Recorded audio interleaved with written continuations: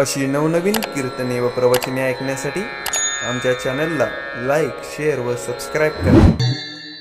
जन्मा येवोनिया देख, जन्मा येवोनिया देख करा देहाचे सार्थक. वाचे नाम विठ्ठलाचे तेनी सार्थक देहाचे. ऐसा नामाचा महिमा शेषा वर्णिता झाले शिमा. वाचे नाम विठ्ठलाचे तेनी सार्थक देहाचे. नाम तारक त्रिभुवनी, नाम तारक त्रिभुवनी मने नामयाची जनी. वाचे नाम विठ्ठलाचे तेनी सार्थक देहाचे. पांडुरंगा करू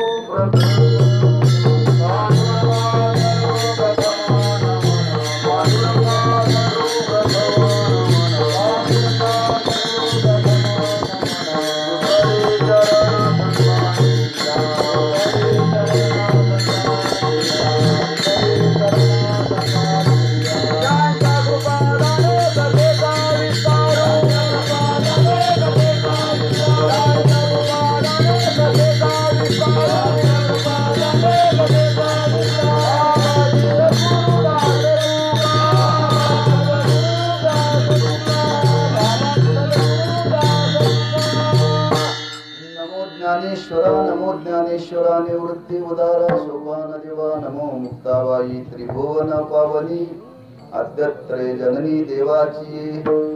नमो सद्गुरु तुकया ज्ञान दीपा. नमो सद्गुरु सच्चिदानंद रूपा. नमो सद्गुरु भक्त कल्याण मूर्ती. नमो सद्गुरु भास्करा पूर्ण कीर्ती. जन्मा येऊनिया देख करा जन्माचे देहाचे सार्थक. वाचे नाम विठ्ठलाचे तेनी सार्थक देहाचे. शिळे करता घेतलेला भंग संत जनाबाई नाम पंढरीरायाचे गडीवाळ संत नामदेव महाराज यांची दासी असणारी जनाबाई त्यांचा अभंग आजच्या सेवेकरता निवडलेला आहे. या अभंगातून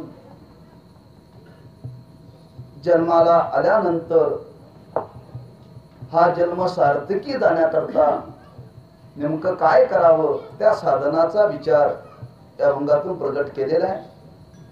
आणि ते साधन म्हणजे भगवंताचं नाम.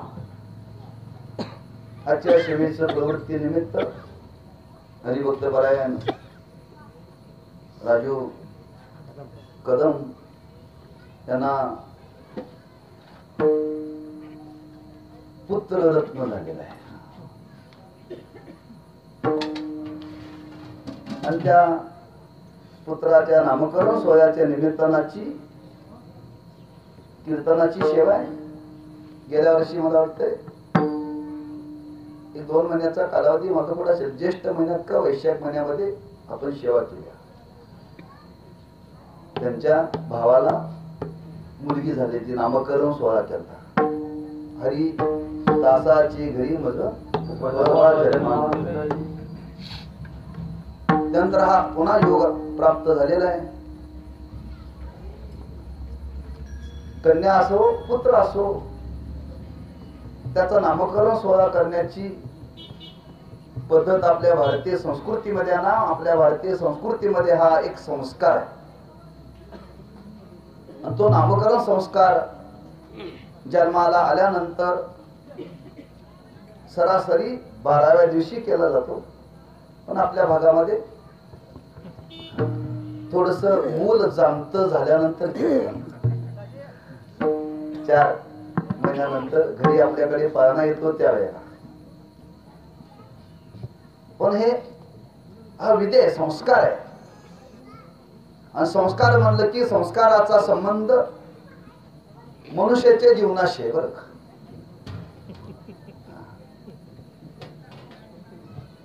कारण संस्कार हे पशुच्या जीवनाशी नाही, मनुष्याच्या जीवनाशी.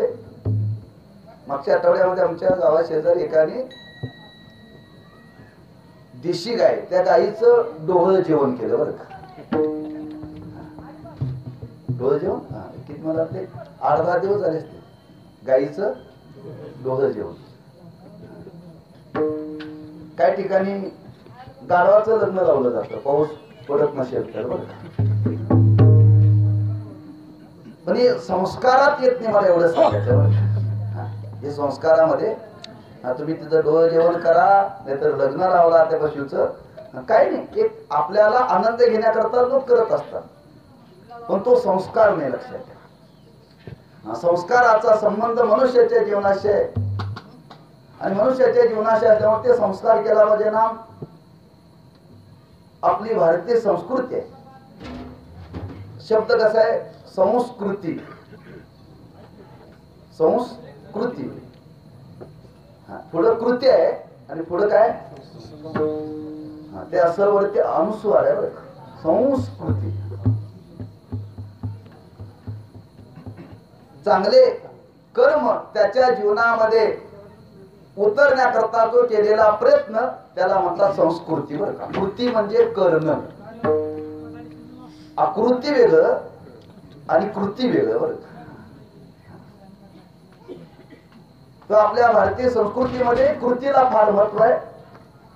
आणि त्या मनुष्याच्या जीवनामध्ये आयुष्यभरामध्ये त्याची कृती नाम त्याची वाटचाल चांगली व्हावी याच्याकरता बालपणामध्ये जे काही केलेले संस्कार हे आपल्या संस्कृतीमध्ये पाहायला मिळतील.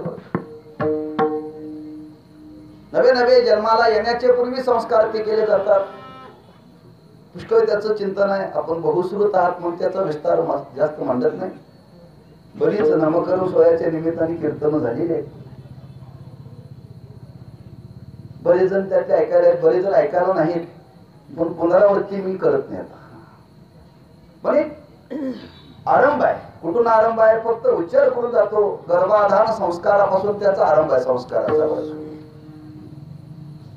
म्हणजे ज्या दिवशी बीजारोपण होण्याच्या अगोदर तो संस्कार केला जातो बरं का.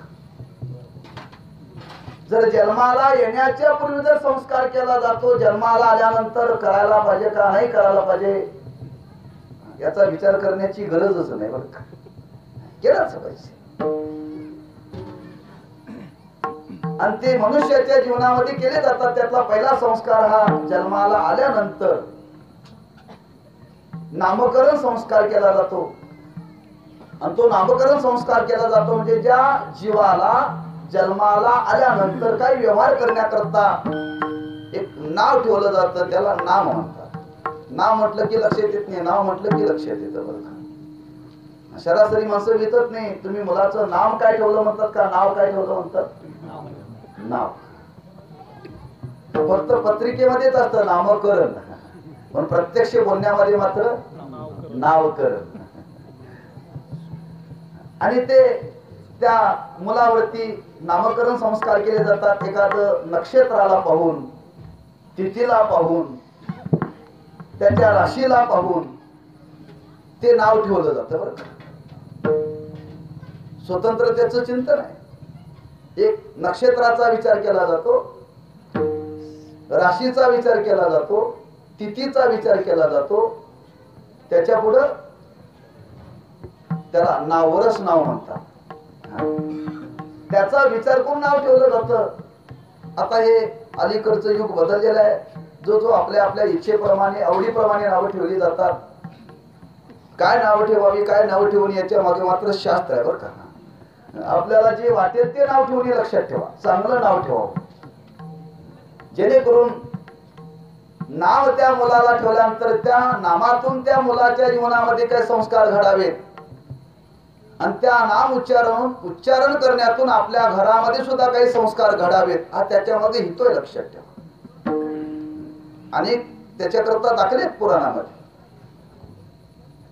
म्हणून ते नामकरण करत असताना या तिथीचा, नक्षत्राचा, राशीचा विचार करून नाव ठेवलं जातं. आता आमचे मित्र आहेत ते नावं ठेवत असतात. ते वेळेला धरून नाव ठेवलं जातं बरं का. त्याला काय म्हणतात? संख्याशास्त्र. संख्याशास्त्राला धरून ठेवलेले नाम स्वतंत्र शास्त्र आहे. त्याची जन्माला आलेली वेळ म्हणजे तिथं संख्या आली बरं का. ज्या तारखेला जन्माला आला ती तारीख म्हणजे संख्येचा विचार करून नाव ठेवलं जाते. स्वतंत्र संख्याशास्त्र आहे बरं का. पण दोन्हीचा शास्त्राशी संबंध आहे लक्षात ठेवा. म्हणजे शास्त्राला अनुसरून हा विचार आहे आणि तो शास्त्राला अनुसरून तो विचार घेऊन त्या मुलाला नाव ठेवलं जातं आणि त्या नावावरती आयुष्यभर त्या मुलाचं नामाशी तादात्म्य निर्माण होतं बरं का. ठेवेलेली नावेशी ओदेत उठे. ते ठेवलेलं नाव सर्वांना कळावं म्हणून नातेवाईकांना बोलवावं. ते गुपचूप ठेवायचं नसतं बरं का. बोबाटा करून ठेवायचं असतं. बोबाटा करून ठेवायचं असतं आणि ते नाव ठेवलं हे सांगण्याकरता त्याच्या नावाने काय वाटायचे असतात घोगऱ्या. एखादा मुलगा जर मोठ्या माणसाला म्हणायला लागला काय तर बोलायला लागला तर म्हणतात बाया तुझ्या मी घोगऱ्या खाल्ल्यात बरं का. म्हणजे बोलण्याला संयम ठेव. मी तुझ्या घोगऱ्या खाल्ल्यात म्हणजे तू जन्माच्या आधी मी आहे. तुझं नाव ठेवताना आमची साक्ष आहे. म्हणजे नावाचा संबंध आहे. म्हणजे नाव ते ठेवत असताना असं काही विधी त्याचा सांगितला आणि ते नाव ठेवल्यामुळे त्या जीवाचा त्या नावाशी तादात्म्य संबंध निर्माण होतो. कुठपर्यंत तादात्म्य संबंध होतो देहाचा शेवट होईपर्यंत बरं का. देहाचा शेवट होईपर्यंत. एकदा नाव ठेवल्यानंतर आयुष्यामध्ये त्या नावाचा फार मोठा संबंध आहे. कुठेही तुम्ही बघा एकदा नाव ठेवलं त्या नावामध्ये बदल करताना एकदा जर नावामध्ये जर बदल झाला कागदपत्रामध्ये तर वकील सांगतात अप टू डेट करावं लागतं बदलायचं असेल तर. थोडासा फरक म्हणजे किती नावाचा संबंध आहे. एका अक्षराचा एका विलांटीचा जर फरक पडला प्रत्यक्ष नाव आणि कागदामध्ये नाव यातल्यामध्ये जर फरक पडला तर व्यवहार घडत नाही बरं का. घडतो परवा तुम्हाला पत्र आलं त्याला गाडी घेताना ना काहीतरी थोडासा फरक पडला म्हणून ते बँकेत गेले की 4 ठिकाणी सह्या येतात का तुमची सही सारखीच आहे का बदल आहे. तसं नामाचा संबंध आहे. म्हणजे व्यवहारामध्ये नामाचा संबंध आहे. जसा व्यवहारामध्ये नामाचा संबंध आहे तसा आज मानवी जीवनामध्ये उद्धाराच्या दृष्टीने सुद्धा नामाचा संबंध आहे बरं का. ज्यांनी ज्यांनी आपल्या जीवनामध्ये पूर्वजांनी मुलांची नावं पुराणाला धरून ठेवली आणि त्या नामाच्या संबंधाने त्यांचा त्या मुलाशी संबंध आला काही त्यांच्या जीवनामध्ये चांगलं घडलं बरं का. याला प्रसिद्ध उदाहरण आहे कोणाचं अजय नारायण नाव ठेवलं होतं आणि शेवटच्या काळामध्ये त्या नावाने हाक मारण्याचा परिणाम त्या नामाचा परिणाम काय झाला हो उद्धार झाला. उद्धार त्याचा आज मात्र काल बदललेला आहे. देवाचं नाव ठेवायचं म्हटले की लोक म्हणतात ते मागासलेले आहे. देवाचं नाव ठेवायचं म्हटले की लोक आपल्यावर आरोप घेतात ते धार्मिक मूर्तीचे आहेत. आज गोषवारा केला जातो संसदेमध्ये निधर्मी काय निधर्मी असं बोललं जातं लक्षात ठेवा. पण त्याच्याविषयी आपल्याला आज काय बोलायचं नाही. पण त्या नामाचा संबंध व्यवहाराशी आहे आणि उद्धाराच्या दृष्टीने पण त्या नामाशी संबंध आहे. म्हणून तो नामकरण सोहळा आपल्या भारतीय संस्कृतीमध्ये केला जातो. नाम ठेवण्याकरता अधिकार बहुतेक माता वर्गांना प्राधान्याने बरं का. बापाला विचारलं जातं कोणतं ठेवायचं पण नाव ठेवण्याकरता माता वर्गच पुढे लागतात. हे जसं व्यवहारामध्ये तसं मला थोडं इथं आल्यानंतर बसल्यानंतर जाणीव झाली. नाव ठेवण्याकरता जर माता वर्गाला जर प्राधान्य आहे तर आज मातेचाच अभंग घ्यावा.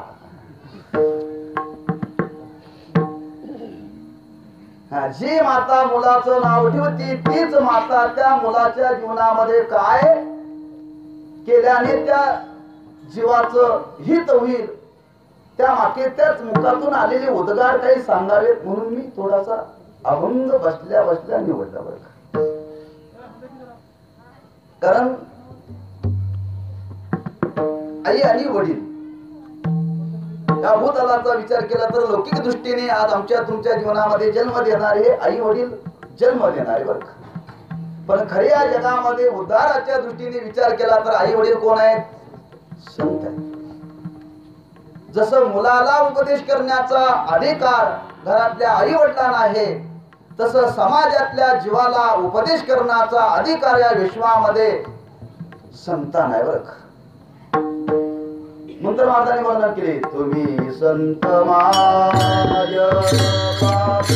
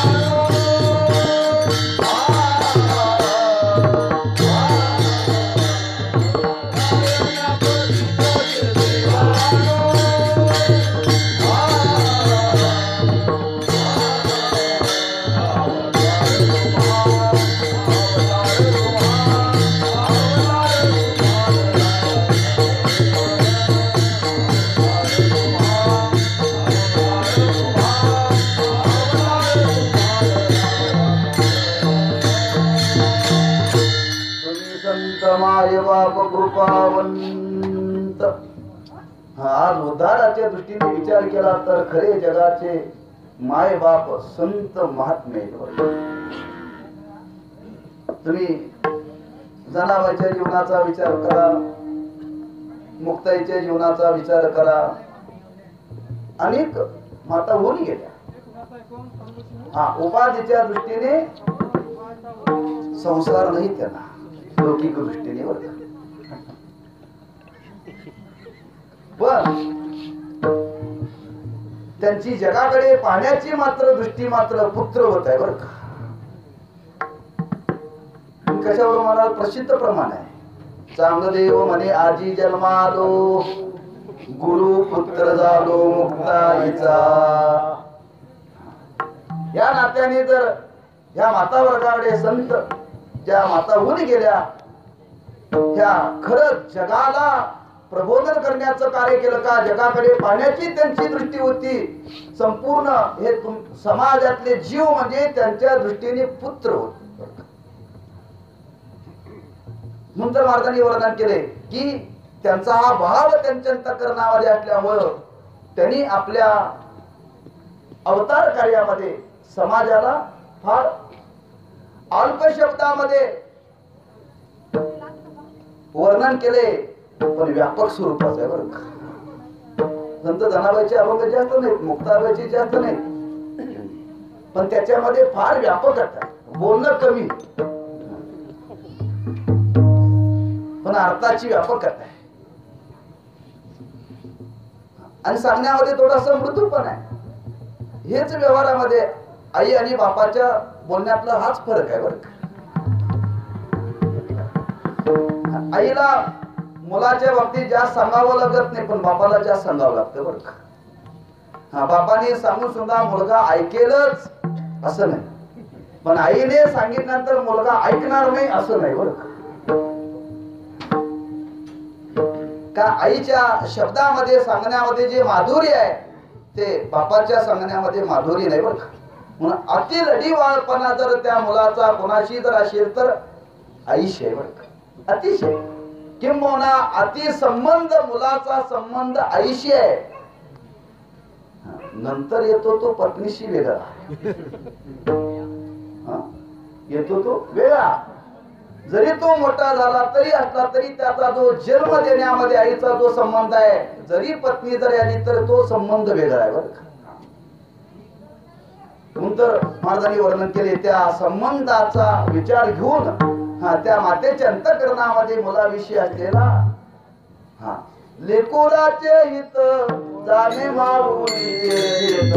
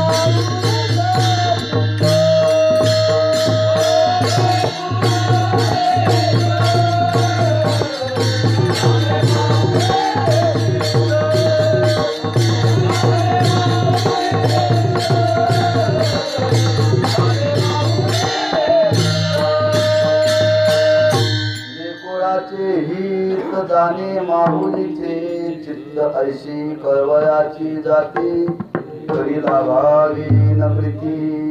म्हणून त्या मुलाच्या जीवनाशी संबंध आईचा अधिक आहे. म्हणून अशी ही असणारी संत जनाबाई आमची तुमची असणारी माता, त्या मातेचे काय उद्गार आहेत थोडेसे आपण जाणून घेण्याचा प्रयत्न करायचा आहे. प्रस्तावित केले बरं का मातेचं अभंग निवडलाय म्हणून, कारण मला थोडीशी जाणीव झाली. मी बापाचाही अभंग निवडला आणि आईचा पण अभंग निवडला. बापाचा अभंग निवडला, कोणता निवडला मी सांगितलं मागची. देवे दिला देह भजना गोमटा. पण मी अभंग दोन्ही पाठ केले, मी गाडीत बसताना लिहून आणला. बापाचा अभंग पाठ झाला नाही, पण इथं बसल्या बसल्या आईचा अभंग पाठ झाला. मला त्यातला फरक सांगायचा. आईच्या बोलण्यामध्ये काय वेगळेपण आहे आणि बापाच्या बोलण्यामध्ये काय वेगळेपण आहे. आईचे शब्द जसे अंतःकरणामध्ये येत असतात तसे बापाचे ठसत नाही बरं का. मी 4 वेळा वाचला असेल, लगेच जवळजवळ तोंडात बसला बरं का. कुठं मध्ये अडकून येऊन सांगितलं हे लिहून घेतो, थोडीशी मदत करा. त्यांच्या लगेच तोंडात बसला, कारण आपण एका जातीत सगळे माझ्या ते मध्ये नाही म्हणायचं असो. मग ती संत जनाबाई आज आमच्या तुमच्या जीवनामध्ये जन्माला आलेल्या जीवाला उपदेश करतायत. फार सुंदर उपदेश करतायत, अतिशय सुंदर उपदेश आहे. आता जन्माला आलेल्या जीवाला का जे जन्माला आले त्या जीवाला, हा विचार महत्वाचा आहे. आता आलेला जन्म झालेला जीव म्हणजे त्याचं आज नामकरण झालं, त्याला उपदेश केला का विश्वामध्ये जन्माला आलेले जीव त्यांना उपदेश केला का आता जन्माला आलेलं ते बालक अज्ञानी आहे. अज्ञानी आपण आता मात्र जाणते झालो व्यवहाराच्या दृष्टीने. जरी आम्ही तुम्ही जरी जाणते झालो तर आईला मात्र तो जाणता नाही बरं का. आईला मात्र तो जाणता नाही. ती व्यवहारामध्ये म्हणत असेल हा मोठा कितीतरी मुलगा मोठा झाला तरी आईला तो मुलगाच आहे बरं का. मुलगाच त्या दुसरं काय म्हणणार काय म्हणणार. आता आम्ही बाहेर आलो आम्हाला लोक महाराज म्हणत असतील पण घरी गेल्यानंतर महाराज म्हणतील का आई नाही म्हणणार मुलगाच म्हणणार. एका शब्दामध्येच आई हाक मारणार लक्षात ठेवा कितीतरी मोठा झाला तर. म्हणजे आज व्यवहाराच्या दृष्टीने विचार केला तर आज आम्ही तुम्ही जन्माला आलो. जन्माला आलेल्या जीवाच्या नामकरण सोहळ्याच्या निमित्ताने जन्माला आलेल्या या असंख्य जीवांना संत महात्मे उपदेश करतात. आम्हाला तुम्हाला जन्म प्राप्त झालेला आहे. जो जन्म प्राप्त झालेला आहे कोणता नरदेह. जो नरदेह प्राप्त झालेल्या नरदेहामध्ये येऊन काय नेमकं जीवनामध्ये केलं पाहिजे त्या जन्माला आलेल्या जीवाला कळलं पाहिजे. कधी कळलं पाहिजे जन्माला आल्यानंतर कळालं पाहिजे. जन्माची सुरुवात झाल्यानंतर कळालं पाहिजे. समजा जन्माला आल्यानंतर नाही कळालं ज्यांनी जन्म दिला त्यांना जरी कळालं तरी जन्माला आलेल्या जीवाला ते काहीतरी सांगतील बरं का. काहीतरी ते सांगतील. किंवा दुसऱ्या दृष्टीने विचार करा. आपल्या जन्माचा विचार केला तर फार काय काळ आमच्या तुमच्या जन्मातला गेलेला नाही. फार काय काळ गेलेला नाहीये. बराच काळ अजून शिल्लक आहे. फार काळ गेलेला नाही पण बराच काळ शिल्लक आहे. राहिलेल्या काळामध्ये जरी या जन्माचं काय करावं जरी आता जरी कळालं तरी राहिलेला काळ तरी वाया जाणार नाही. नका करू नाश आयुष्याचा.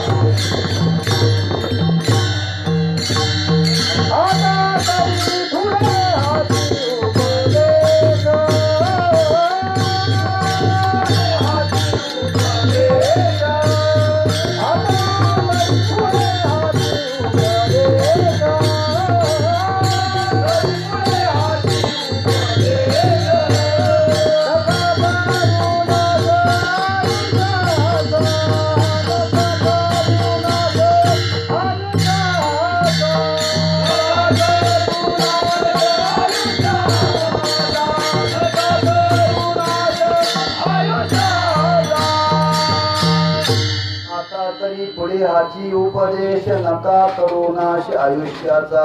त्यांचं उरलेलं आहे त्यांच्या जीवनामध्ये उपदेश आहे. जे जन्माला आले त्यांच्या जीवनामध्ये उपदेश आहे आणि ज्याला ज्यांनी जन्म दिला त्यांनाही उपदेश आहे. कोणाला त्या उपदेशातून सुटका नाही बरं का. कोणाला सोडलेलं नाही. जन्माला कोण आला मनुष्य योनीमध्ये हा जीव जन्माला आला आणि जन्माला आलेल्या जीवाला या मनुष्य योनीमध्ये आलेल्या जीवाला उपदेश करतात. कारण हा जन्मच मिळणं एक भाग्याचं लक्षण आहे बघा. मत भाग्याचं लक्षण आहे. नरदेह प्राप्त होणं. जो नरदेह प्राप्त होणं भाग्याचं लक्षण आहे तसा तो भारत देशामध्ये मिळणे त्याच्यापेक्षा भाग्य. भारत देशामध्ये जन्माला मिळणं हे भाग्य आहे. चांगल्यांच्या पोटी जन्माला येणे त्याच्यापेक्षा भाग्य आहे बरं. म्हणजे नरदेह मिळणं भाग्य आहे. भरतखंडामध्ये मिळणं भाग्य आहे आणि चांगल्या माता पित्यांच्या पोटी जन्माला येणे त्याच्यापेक्षा भाग्य आहे. आता आपण आपल्या जीवनाचा विचार करा. त्यात जवळजवळ दोन गोष्टी आमच्या तुमच्या जीवनामध्ये सरासरी सर्वांच्या जीवनामध्ये जुळतात. आम्हा तुम्हाला मनुष्य जन्म मिळाला म्हणजे भाग्य आहे. आपण भरतखंडामध्ये जन्माला आलो भाग्य आहे. आता कोणाच्या पोटी जन्माला आलो कसे आमचे मायबाप आहेत तो ज्याच्या त्याचा स्वतंत्र विषय आहे. स्वतंत्र विषय. जरी ज्यांच्या पोटी जन्माला आला त्यांच्या पोटी जन्माला येऊन समजा जरी त्यांच्याकडून जरी आपल्याला काही नाही घडलं तरी संतांच्या कमी जरी काही संस्कार घडले तरी काही जन्म वाया जाणार नाही बरं का. नाहीतर पश्चाताप करून घेऊ नका बरं का. असे कसे बोलले महाराज. काय कोणाच्या पोटी जन्माला नाही आमच्या तुमच्या हातात नाही. ती व्यवस्था आहे कर्माची. कर्माची व्यवस्था आहे. कर्माची जरी व्यवस्था असली तरी जन्माला आल्यानंतर ज्यांच्या पोटी जन्माला आलो त्यांच्याकडून जरी आपल्याला काही नाही घडलं तरी या विश्वामध्ये घडवणारी काही मंडळी आहेत त्यांचा जरी जीवनाशी संबंध आला तरी आपलं जीवन वाया जाणार नाही बरं का. जीवन वाया जाणार नाही म्हणून जन्माला आलेल्या जीवाला उपदेश करतात संत महात्मे. सरासरी सर्व संत महात्म्यांनी वर्णन केले. विद्यार्थी हा देह मिळालेला आहे, जन्माला आलाय. जन्माला आलेला हा जन्म मनुष्य जन्म वाया जाऊ नये याच्याकरता थोडासा जीवनामध्ये प्रयत्न करा. फार सुंदर महाराजांनी वर्णन केले. तरीच जन्माया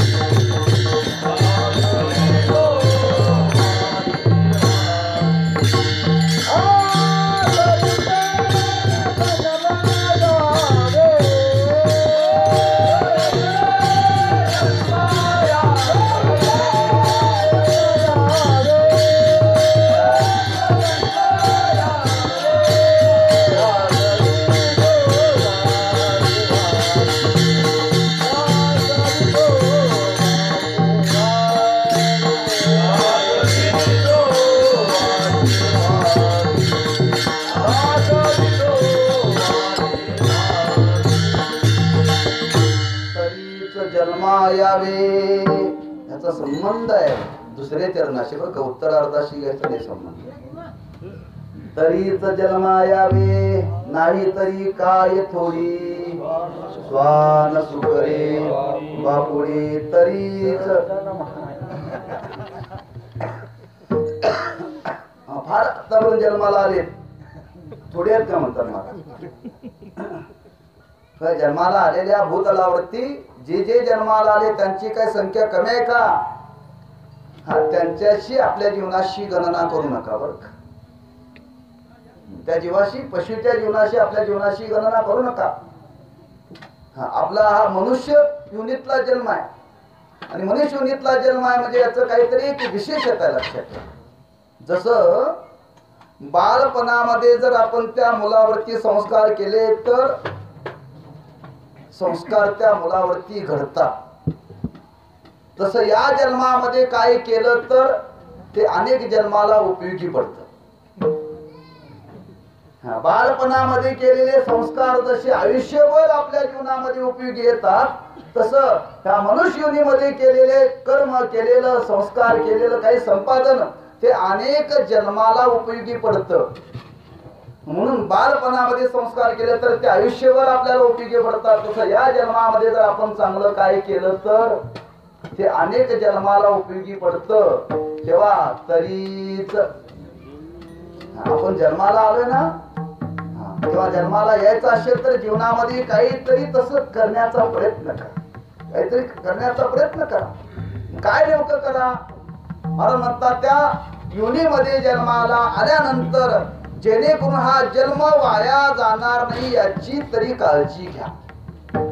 जन्म वाया जाणार नाही याची तरी काळजी घ्या. याची तरी दक्षता घ्या. दुसरं जीवनामध्ये काही करू नका. हा फार तुम्हाला काय करता नाही तर थोडंफार काहीतरी जीवनामध्ये असं करा की आपला जन्म वाया जाणार नाही. हा मग काय करा नेमकं त्याचा विचार अभंगाच्या पहिल्या चरणामध्ये. जन्मा येऊन या देख जन्माये ओनी आले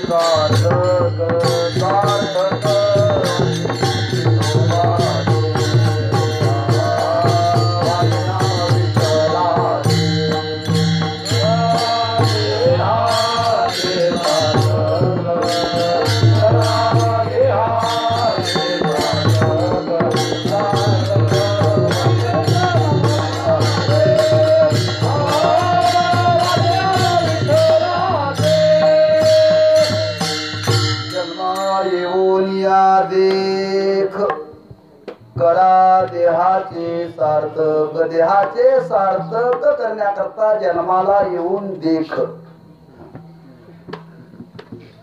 एकदा येऊन देख म्हणतात. एकदा कीर्तनाला येऊन बघ, एकदा पंढरपूरला जाऊन बघ, तसं एकदा जन्माला येऊन बघ.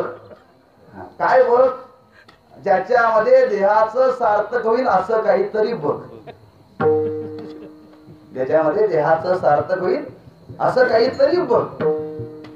का सांगायची वेळ आली? आम्ही देहाच्या सार्थकी लावण्याकरता जो प्रयत्न करायला पाहिजे जीवनामध्ये तो आम्ही प्रयत्न करतच नाही बरं का. आमचा प्रयत्न कशा करता चाललेला आहे? खरंच आपलं जन्म सार्थकी लागण्याकरता प्रयत्न चाललाय का हो? सरासरी सर्वे का, समाजाचा सर्वे का. हे आयुष्य सार्थकी लागण्याकरता कुणी तसा जीवनामध्ये प्रयत्न करता का? तसा जर कुणी प्रयत्न केला असता तर संतांना सांगायची वेळ आली असती का? कुणीच याच्याकरता प्रयत्न करत म्हणून सांगायची वेळ आली बरं का. कारण महाराज म्हणतात जन्माला आल्यानंतर जन्म सार्थकी लागावा बरं का. हो, त्याच्या पुढे वर्णन केले आपल्या रोजच्या जीवनातला रोजचा वेळ सार्थकी लागावा बरं का. आपल्या रोजच्या जीवनातला रोजचा वेळ सार्थकी लागावा. बघा लोक म्हणतात खरं तुमच्या संगतीत आलो 2 तास माझे सार्थकी लागले बरं का. 2 तास सार्थकी लागले. आणि एखादा चव्हाट्यावरती बसलेल्या माणसाच्या संगतीत गेला आणि तिथं अर्धा तास गेला तर तो म्हणतो माझे अर्धा तास वाया गेला बरं का. काही ठिकाणी वेळ सार्थकी जातो तर काही ठिकाणी वेळ वाया जातो. लक्षात ठेवा.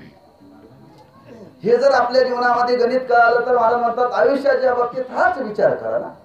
आयुष्याच्या बाबतीत हाच विचार करा की आपल्याला हा मिळालेला जन्म आहे आणि या जन्माचं सार्थक होण्याकरता प्रत्येकाने जीवनामध्ये प्रयत्न करा. तो प्रयत्न करण्याकरता शब्द वापरला देख जन्मा येऊन या. जन्माला येण्याच्या पूर्वी नाही, जन्माला येऊन या देख. म्हणजे याचा अर्थ काय? तू आता जन्माला आलेला आहेस आणि जन्माला आलेला असल्यामुळं जेणेकरून आपलं जीवन सार्थक केला गेल याच्याकरता देख. म्हणजे याच्याकरता काहीतरी जीवनामध्ये तू प्रयत्न कर बरं का. देख शब्द हा फार महत्वाचा बरं का. जागोजागी तुम्ही शब्द शोधा देख. आठवते प्रमाण असायला अनुसरून जन्मा येऊन या देख. आठवत का? आहे ना प्रमाण? मला वाटतं जनाबाईंचंच प्रमाण. मला नेमकं आठवलं ना.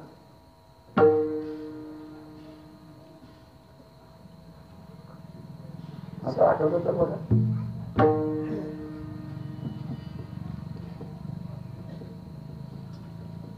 पंढरी देख असा काहीतरी शब्द आहे बघा.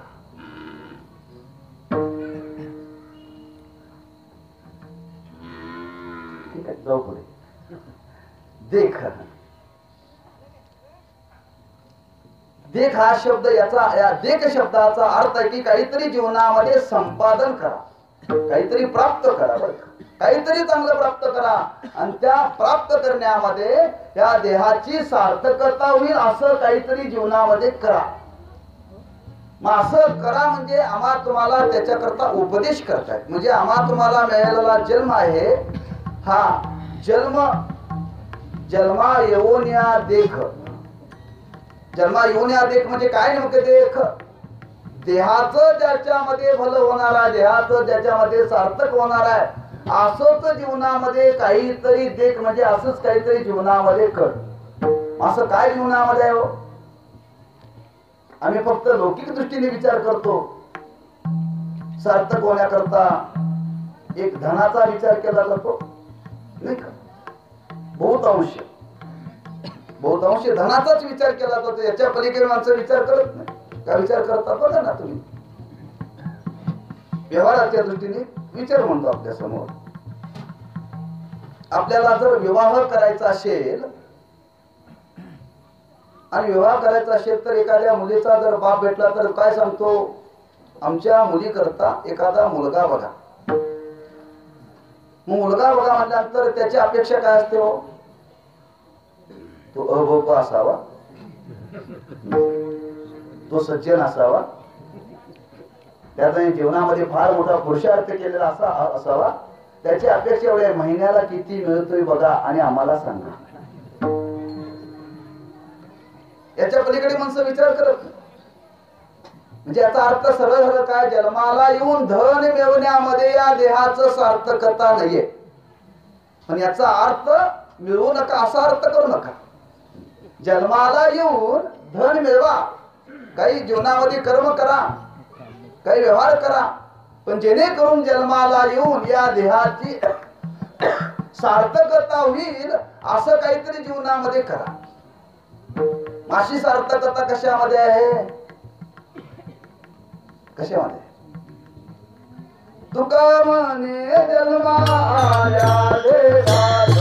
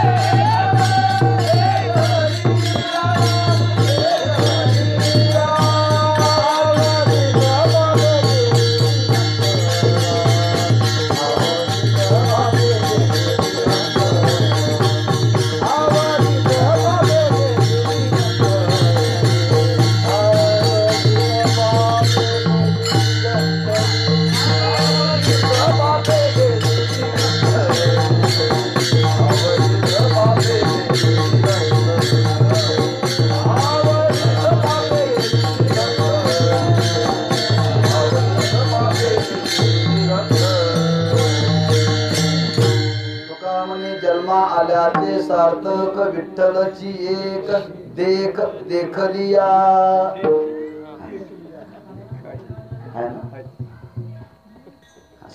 अगदी घनिष्ठ संबंध आहे या प्रमाणाचा या प्रमाणाशी. देखलिया देख देख आणि देखलिया शब्द दोन जास्त आहेत पण अर्थ तोच आहे बरं. देख काय? देख जन्मा येऊन या देख करा देहाचे सार्थक. इथं देखली या एक विठ्ठलची जन्माचे सार्थक. हा जन्माला आल्यानंतर असं काही जीवनामध्ये संपादन करा, असं काही जीवनामध्ये प्राप्त करा, असं काही जीवनामध्ये मिळवा की हा जन्म सार्थक होईल, देह सार्थक होईल. देह सार्थक होईल म्हणजे हो देहाचा संबंध लक्षात ठेवा. या देहाची सार्थकता होण्याकरता या देहाने असं काहीतरी देख.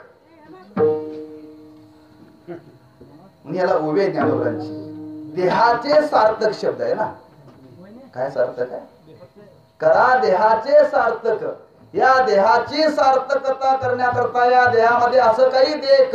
येण्याचे शरीरे शरीरा येणे सरे किंबोना येरदारे.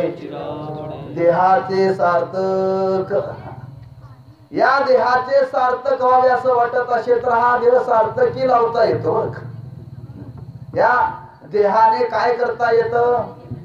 आतापर्यंत मिळवलेले जन्म पुढे मिळणार नाही याची योग्यता या देहामध्ये लक्षात ठेवा.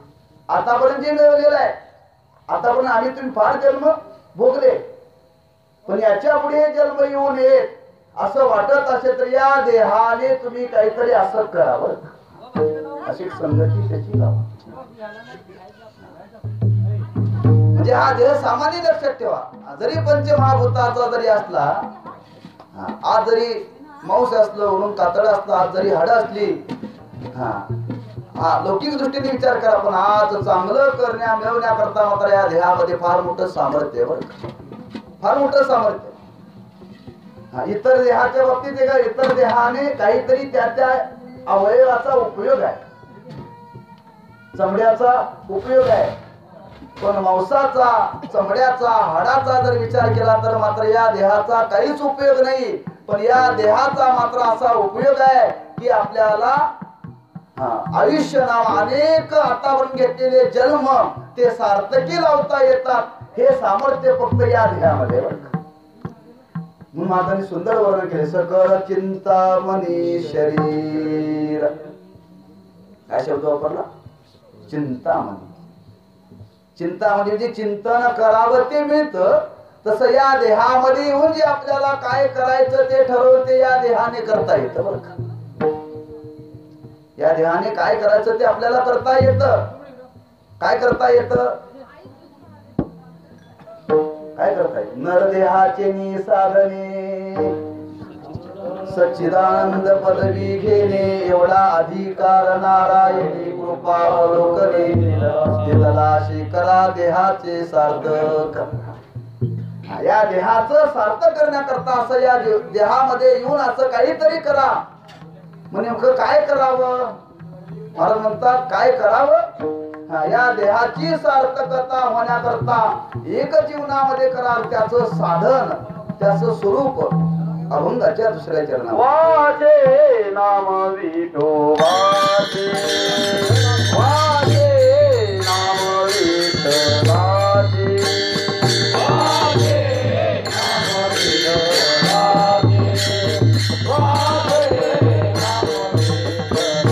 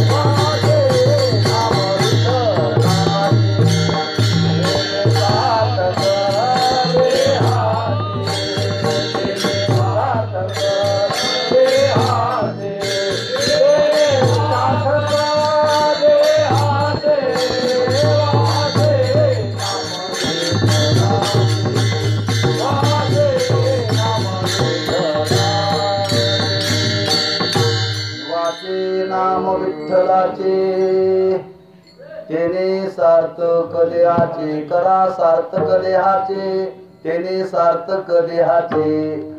फार सुंदर जनाबाई महाराजांनी वर्णन केले. हा देहाचे सार्थक करा म्हणून सांगितलं, पण आमच्या तुमच्या अधिकाराचा विचार केला पालकच आहे शेवटी. त्याने विचारलं ठीक आहे आई तू सांगतीस त्याप्रमाणे वागतो, पण नेमकं वागण्याकरता साधन काय सांग. आई सांगते अरे आरोग्य चांगलं राहण्याकरता प्रयत्न कर. मग आरोग्य चांगलं राहण्याकरता काय कर, रोज दूध पीत जा. कशाचं, म्हशीचं नव्हे गाईचं. आरोग्याच्या दृष्टीने विचारा लक्षात ठेवा. प्रत्येक गोष्ट आई त्या मुलाला सांगत असते. बसताना सांगते, जेवताना सांगते घास नीट तोंडामध्ये घे, जेवताना मांडी घालून बस, घालताना कपडे नीट घाल, रस्त्याने चालताना नीट चाल. कोण सांगते, आई सांगते. कोणाला सांगते, बाळाला. तसे हे संत महात्मे आम्हा तुम्हाला सांगतायत या देहाचं सार्थक करा. देहाचं सार्थक करा म्हणजे देहाचं सार्थक करण्याकरता काय केलं पाहिजे, काय नाही, फक्त एकच पहिला विचार मांडलेला आहे. थोडासा या संबंधाने मी विचार थोडासा वेगळा मांडणार आहे. वाचे नाम, वाचे नाम. पहिला उपदेश केला वाचिक उपदेश केला. मला नामाचं महात्म्य सांगायचं नाही बरं का, लक्षात ठेवा. मुलाच्या जीवनामध्ये आई जी उपदेश करते, हा पहिली जर उपदेशाची पायरी जर आई जर मुलाच्या बाबतीत जर काय करत असेल तर आईची तळमळ असते माझ्या मुलाचे उच्चार चांगले झाले पाहिजेत. काय उच्चार चांगले झाले पाहिजे. उच्चार शिकवणारी पहिली गुरु कोण असेल तर आई आहे. लक्षात, आई लक्षात. आई कसं आई म्हणायचं, कसं दादा म्हणायचं, कसं बाबा म्हणायचं कोण शिकवते, काय गुरुजी तुम्ही शिकवताय. हे शिकवतात आईला मम्मी म्हणायचं.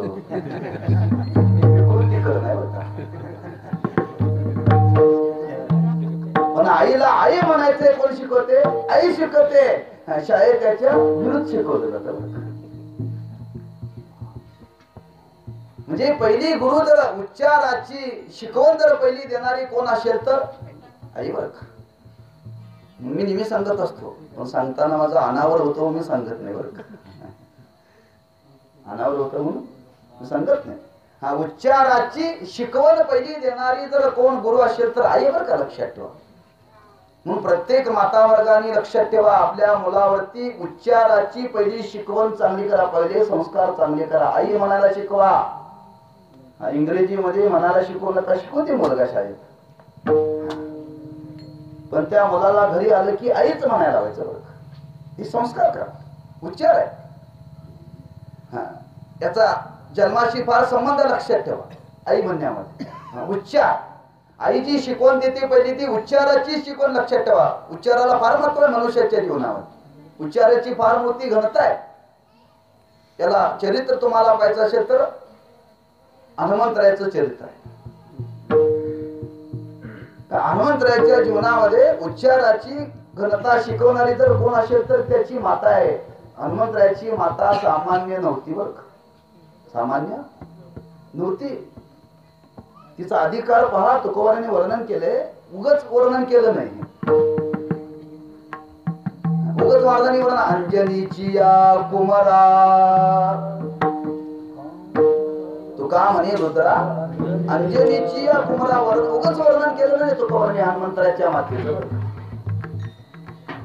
आणि त्या मातेने एवढी मोठी तपश्चर्या केली, एवढी मोठी तपश्चर्या केली की आपल्या पोटी असा भक्त पुत्र जन्माला येण्याकरता त्या मातेने तपश्चर्या केली बरं का, तपश्चर्या केली.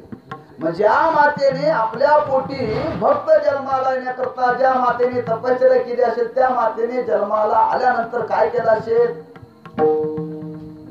पुढे चिंतन करा आपण जीवनामध्ये. फार वर्णन आहे. उच्चाराच्या दृष्टीने, आचाराच्या दृष्टीने संबंध आहे, आहाराच्या दृष्टीने संबंध आहे, असं वर्णन केलं जातं हनुमंतरायाच्या जीवनामध्ये. अनेक कथा सांगितल्या जाते. कथेचं वर्णन केलं जातं की अंजनी माता जी होती ती सामान्य नव्हती बरं का. ज्यावेळी प्रभू रामचंद्र, लक्ष्मण, सीता माता वनातून एकदा जाता जाता हनुमंतरायाच्या मनावर इच्छा निर्माण झाली, प्रभू एकदा आईला भेटायचं, आईला भेटायचं, मात्याला माझ्या भेटायचं आहे.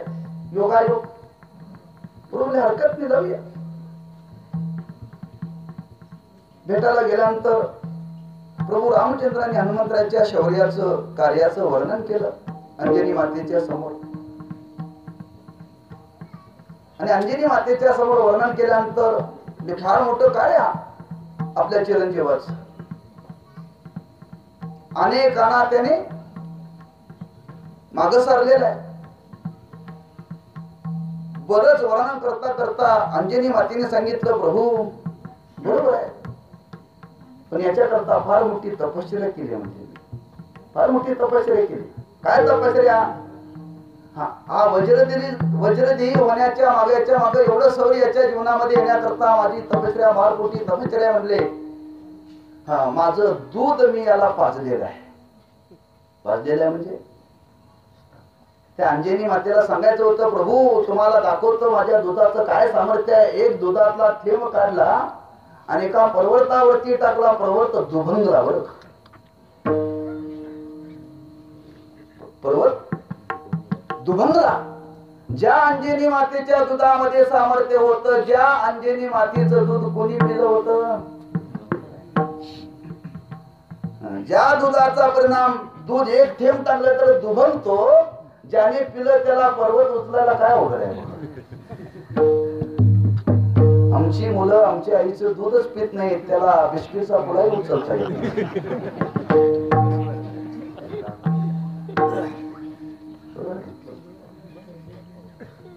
बिस्किटचा पुढा लहान मुलांना देऊन बघा ना, ते असं हाताला धरून धरता सुद्धा येत नाही.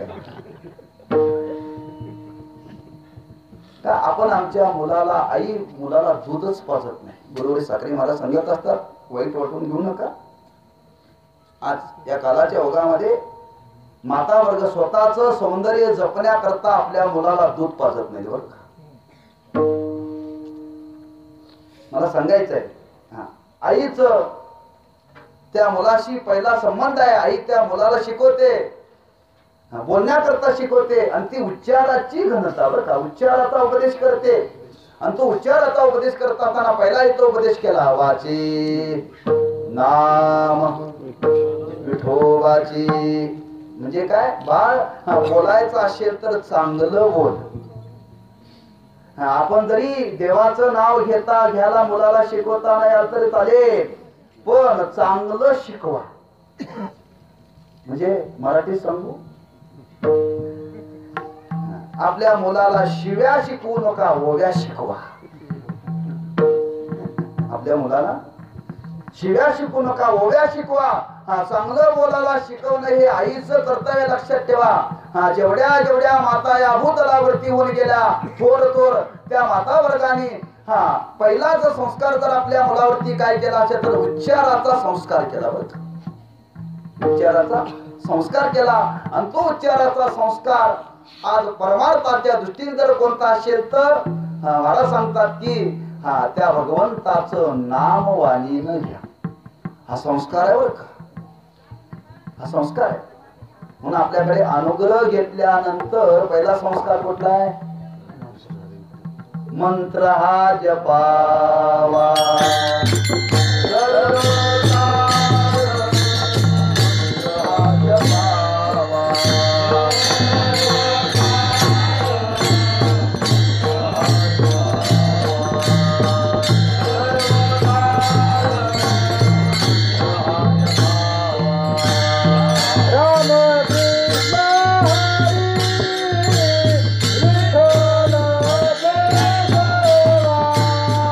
Mantra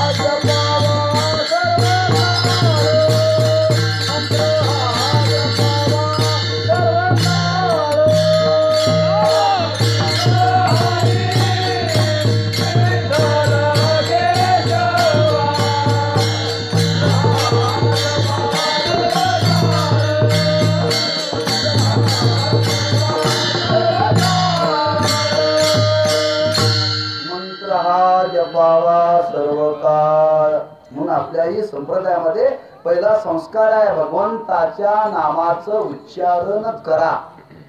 हा, नामाचा उच्चार नंतर ज्ञानाचा संबंध आहे बरं का. हा, पहिला उच्चार भगवंताच्या नामाचा आहे आणि तो उच्चार जीवनामध्ये करा. कशा करता? सार्थक देहाचं व्हावं असं वाटत असेल तर. देहाचं सार्थक होण्याकरता वाचे नाम विठ्ठलाचे. आणि जो कोणी या संस्काराप्रमाणे जीवनामध्ये वागेल आणि म्हणतात निश्चित त्याच्या जीवनामध्ये काय घडेल?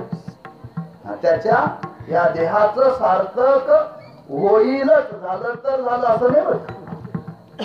झालं तर झालं असं नाही, होईलच. का? म्हणतात आमच्या जीवनामध्ये हा संस्कार झाला आणि संस्कार झाल्यामुळं आमच्या जन्माचं सार्थक झालं. जन्मा आलो त्याने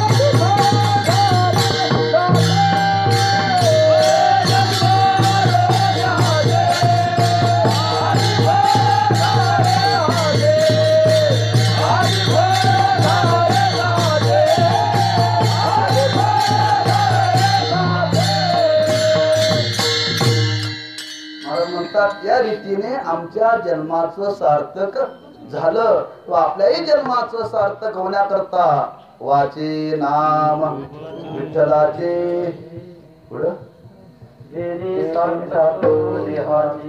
सार्थक होईल असं आहे ना. तेने सार्थक देहाचे.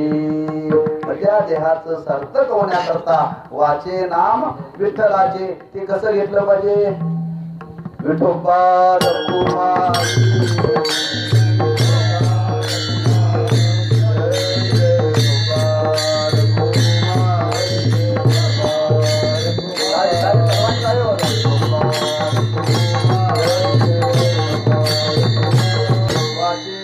विठ्ठलाचे तेने सार्थक देहाचे. पहिला नामोपदेश केलेला आहे. तो नामोपदेश जीवाच्या बाबतीत फार महत्वाचा आहे.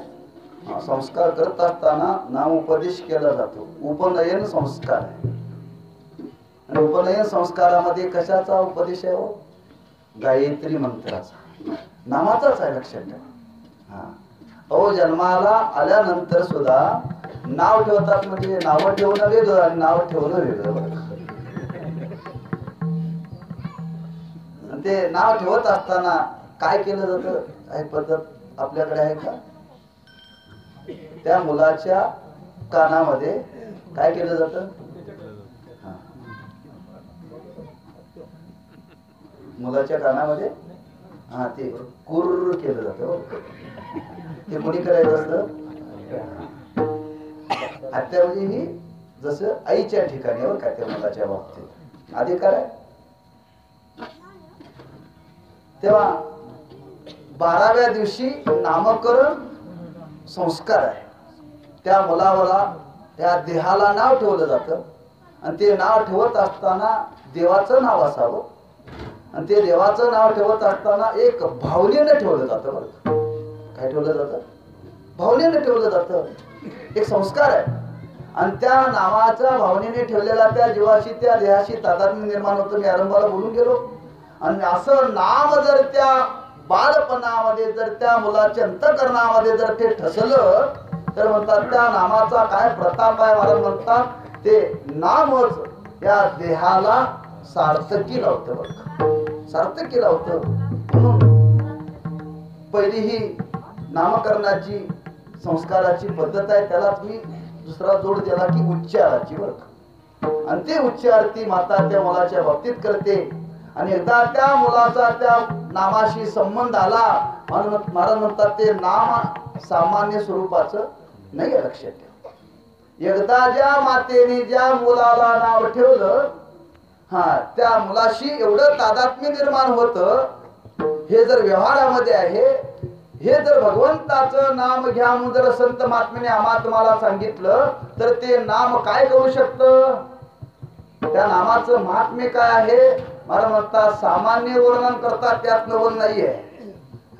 त्या नामामध्ये इतकं सामर्थ्य आहे, किती महात्म्य आहे. ते महात्म्य वर्णन करणारे साक्षात भगवान शंकर आहेत. भगवान शंकराचे असणारे शेष आहेत. त्या नामाचं सामर्थ्य, त्या नामाचा महिमा आहे. पुढे वर्णन केले. काय वर्णन केले. ऐशा नामाचा महिमा, ऐशा नामाचा महिमा,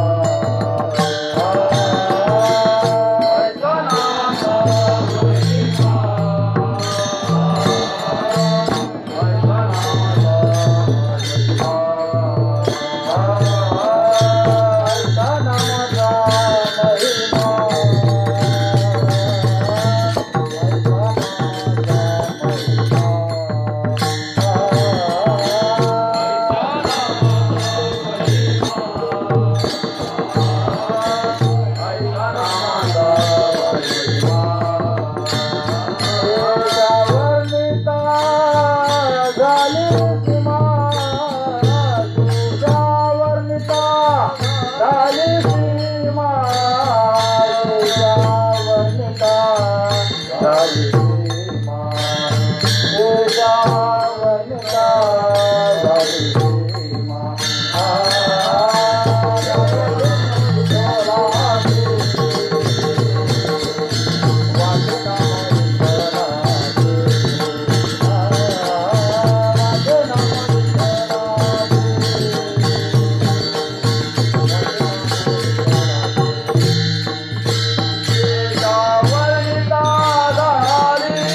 नामाचा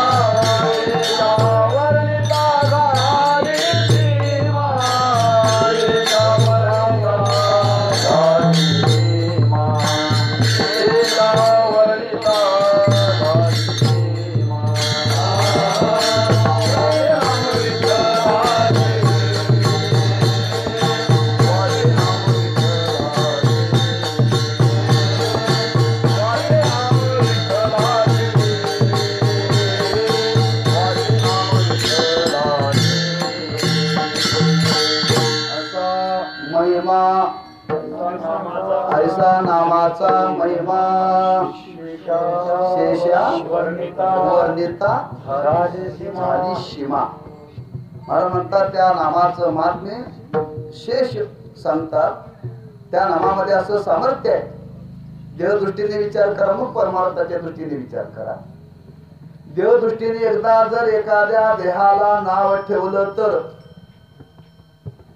कोणाला बदलता येत नाही बरं का. येतं का. कोणाला बदलता येत नाही. ओ ब्रह्मदेवाला सुद्धा बदलता येत नाही. गावातल्या तलाट्याला सुद्धा बदलता येत नाही. काय तर एकदा नाव ठेवलं, एकदा त्याच्यावरती शिक्का पडला. तुम्हाला जर दाखला द्यायचा असेल तर काय सांगतात, शाळेतून दाखला ना, काय नाव आहे तिथं बघा. म्हणजे व्यवहारामध्ये जर एवढा नामाचा संबंध आहे, बदल करता येत नाही. लक्षात ठेवा, बदल करताच येत नाही. नवे नवे इतका संबंध आहे. हजारो माणसं आहेत, लाखो माणसं आहेत. आणि त्या लाखो माणसामध्ये आपल्याच माणसाला जर ओळखायचं असेल तर काय करावं लागतं. अहो त्या नामाने हाक मारायची. त्या नामाने हाक मारली आणि त्या नामाचा मनुष्य तर त्या लोकांमध्ये नसेल तर कोणीही ओ देणार नाही बरं का? कोणी ओ देणार नाही. लक्षात ठेवा. व्यवहारामध्ये संबंध आहे. हा जर व्यवहारामध्ये जर संबंध आहे तर परमार्थाच्या दृष्टीने विचार केला तर एकदा जर मुखामध्ये भगवंताचं नाम जरदा संस्कारित झालं आणि त्या नामाचा जर परिणाम जर ते नाम आपल्या मुखामध्ये अखंड राहिलं आणि ते नाम घेता घेता जर आयुष्य जर संपलं तर कोण येईल म्हणता न्यायला? कोण येईल? मला म्हणतात शेष वर्णन करतो त्या नामाचं महात्म्य. एकदा जर त्या नामाचा संस्कार जर या जीवाच्या मुखामध्ये झाला तर महाराज म्हणतात त्या जीवाच्या जीवनामध्ये हा यमाचा संबंध राहत नाही. हे नामाचं महात्म्य बरं का? ऐसा नामाचा महिमा म्हणजे महाराजांनी वर्णन केले. प्रसिद्ध अभंग आहे, आठवत नाम चांगले चांगले माझे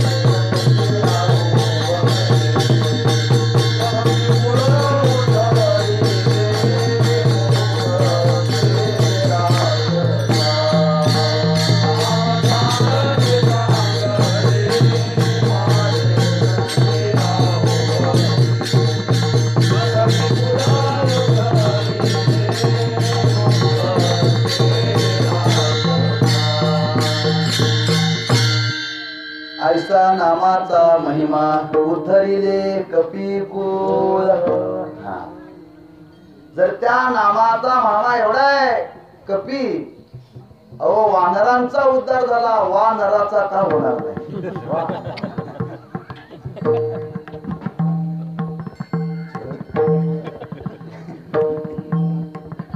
म्हणजे वानराचा उद्धार करण्याचं भगवंताच्या नामामध्ये समर्थ आहे. आम्ही तर वानर आहोत. ऐसा नामाचा महिमा म्हणून तो महाराज म्हणतात नाम ऐसे नाम वाचे नाम विठोला विठोबाचे विठ्ठलाचे. त्या वाणीमध्ये त्या भगवंताचं नाव राहावं आणि हे नाम जर जीवनामध्ये राहिलं तर शेवटी त्याचं वर्णन करतात. काय वर्णन करतात? नाम तारक त्रिभुवनी, नाम तारक त्रिभुवनी, नाम तारक त्रिभुवनी, नाम तारक त्रिभुवनी, नाम तारक त्रिभुवनी, नाम तारक त्रिभुवनी, नाम तारक त्रिभुवनी, नाम तारक त्रिभुवनी, वर नाम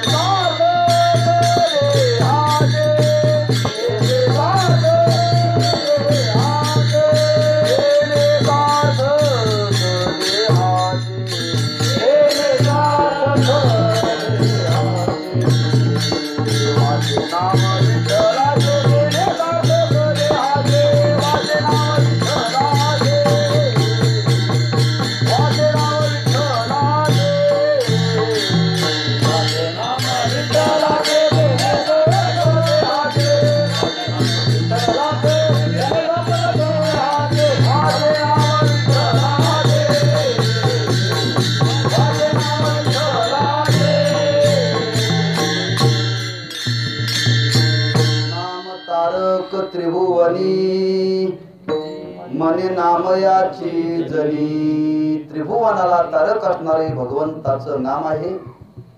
पण या नामाचा संस्कार होण्याची गरज आहे. फक्त 3 वाक्यामध्ये 3 उदाहरण देतो आणि शेवेला पूर्ण नाम देतो.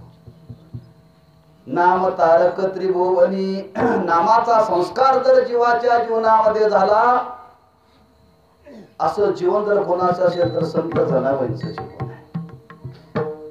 इतका नामाचा संस्कार त्यांच्या जीवनामध्ये होता. त्यांच्या मुखामध्ये भगवंताचं अखंड नाम होतं आणि त्या नामाच्या गजरामध्ये त्या नामाचा संस्काराचा परिणाम जनाबाईच्या गोवऱ्या सुद्धा विठ्ठल बोलल्या. हा संस्काराचा परिणाम. दुसरा संस्काराचा परिणाम, या देहाने जर अखंड भगवंताचं नाम घेतलं तर शेवटी हाड सुद्धा विठ्ठल म्हणतात. चोखोवऱ्यांचं जीवन नामाचा संस्कार बर का, सामान्य समजू नका. नामाचा संस्कार एवढा झाला. ज्ञानवरांच्या जीवनावर रेड्याचा संबंध आला. रेड्याचा संबंध आल्याबरोबर रेड्याच्या मुखामध्ये देवाचं नाव आलं. नामाचा संस्कार असे बरंच सांगता येईल बरं का. नाम तारक त्रिभुवनी मनी नामयाची जनी वाचे नाम विठ्ठलाचे केले सार्थक देहाचे ज्ञानेश्वर